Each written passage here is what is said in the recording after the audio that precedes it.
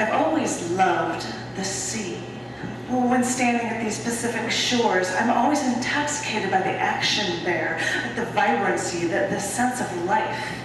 I'm always drawn to the ideas of learning, to California's desire to explore and discover. There was a scientist, Glenn Seaborg, who later worked through the U of C Berkeley.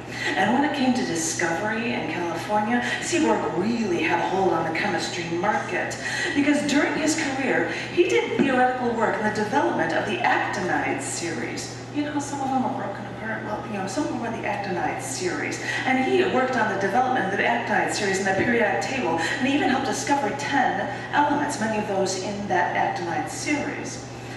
But one element that wasn't in the actinide series that he helped discover, element 106, that was the element that people petitioned to be named after him, you know, because of all that he had discovered for the periodic table.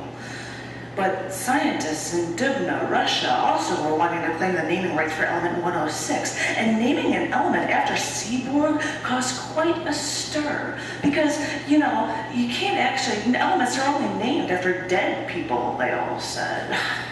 But the Americans actually pulled it off, and they got this new element named Seaborgium. Trans-uranium elements like Seaborgium are only artificially made with particle accelerators.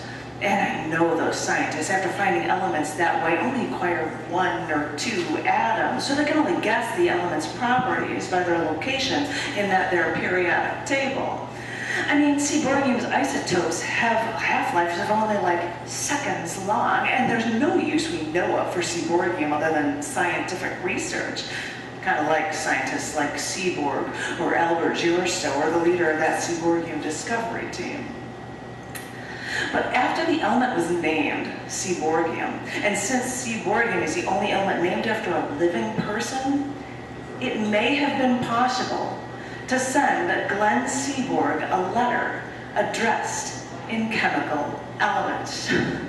Send it to Seaborgium in Laurentium for his Laurentium Berkeley lab in the city of Berkeley, in the state of California, and if that letter is going to be mailed from outside the U.S., in the country of Americium.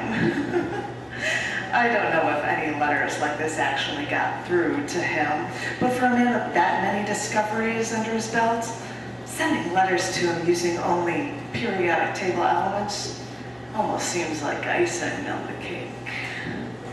Periodic.